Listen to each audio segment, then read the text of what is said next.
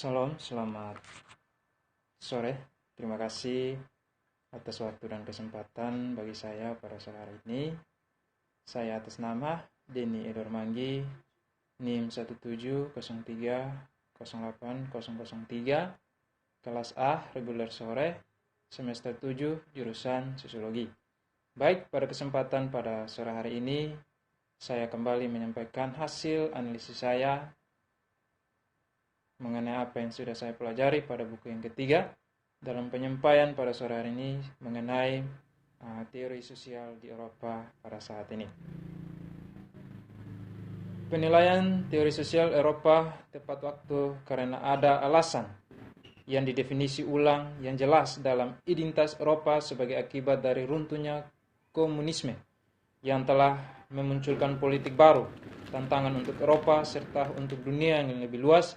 Terkait hal ini terjadi peningkatan pentingnya perkembangan post-nasional seperti yang berkaitan dengan perluasan dan pertumbuhan signifikansi Uni Eropa dan proses globalisasi yang lebih luas.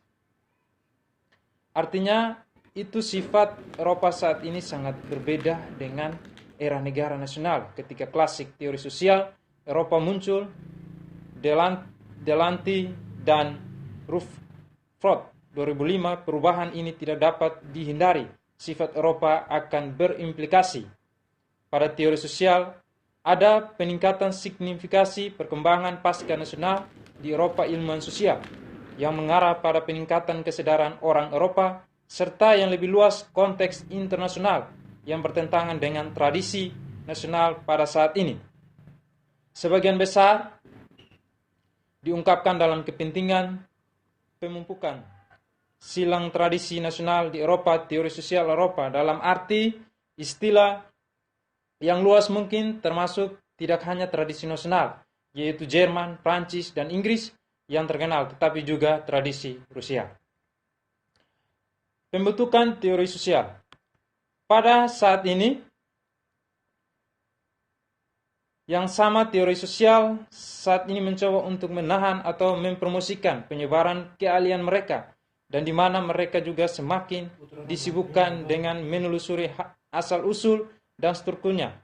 Menilai apa yang disebut penulis dasar karya klasik dan keadaan kanonik, meskipun dapat dikatakan bahwa kebutuhan fungsional untuk karya klasik berkembang karena dari kebutuhan untuk mengintegrasikan bidang wacana teoritis. Alexander pada tahun 1989 sampai 27, pemikiran sosial tidak selalu didorong oleh kepentingan pribadi, profesional, atau kebutuhan akan legitimasi ilmiah. Karena ahli teori tidak selalu setuju dengan penulis yang mana telah menjadi yang paling berpengaruh dan yang bekerja paling penting untuk disiplin masing-masing atau konsep atau pernyataan mana yang paling banyak dibaca dihormati secara ritual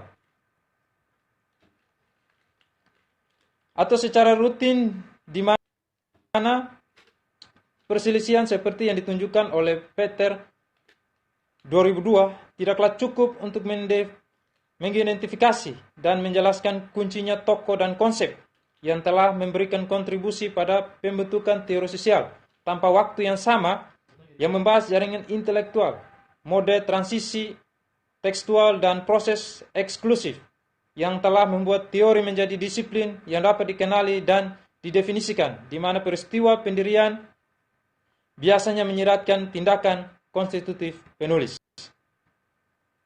Sering dihargai sebagai pahlawan ilmiah atau jenius kreatif, munculnya klasik sering menunjukkan fiction dan evaluasi teks sering diperlakukan sebagai objek prestise dan sumber analisis. Thomas M. Kempling, di mana ia mengatakan bahwa ketika teori sosial dibingkai dalam istilah pendiri klasik atau kanon, siklusnya, generasi, dan fase juga harus dibedakan dan dijelaskan.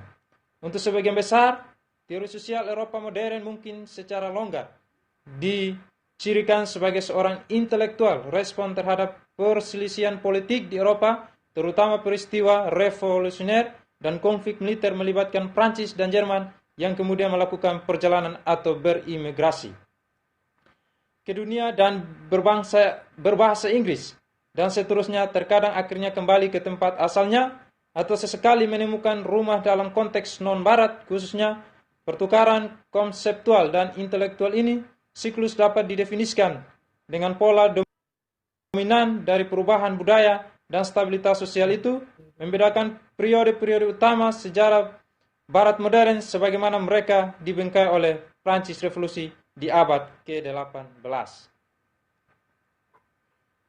Perang Prancis Prusia di abad ke-19 dan Perang Dunia di abad ke-20, pentingnya teori sosial saat ini untuk mengungkapkan pengaruh atau kemandirian satu sama lain. Saya akan mempertimbangkan para pemikir ini secara berurutan, berpasangan, tidak hanya berfokus pada penulis yang paling dikenal, karya mampan atau konsep yang dihormati, tetapi juga pada teori sosial klasik yang hilang nilainya hanya sekarang, dihargai pada pengukuhan teks yang terus membuka bidang diskursif baru dan cara memahami non-kanonik dunia sosial yang sebelumnya telah diabaikan atau didiskualifikasi.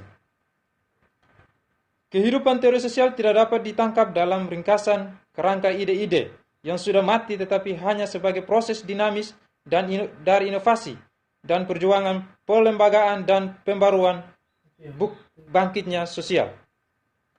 Setelah penerbangan konseptual dari zaman revolusi yang ada pada tahun 1807, telah ditarik dengan munculnya Kekaisaran Jerman setelah Perang Prancis, Prusia dan Prancis Republik ketiga. Dari runtuhan Komune Paris, bidang teori sosial belum menjadi sistematis secara metodologis dan dilembagakan secara profesional. Evolusioner Spencer Emil Durkheim bertujuan untuk memajukan ilmu empiris tentang moralitas pribadi dan solidaritas sosial yang akan membantu dalam mengembangkan semacam agama sipil sekuler dari individualisme. Bertanggung jawab yang dilindungi oleh negara liberal dan responsif, Durkheim pada akhirnya mendasarkan gagasannya tentang disiplin dalam penghargaan terhadap sekuler dan sakral secara bersama karakter ikatan sosial, dengan melakukan menghipotesiskan pergeseran dari pandangan dunia mitos masyarakat tradisional ke solidaritas organik masyarakat modern.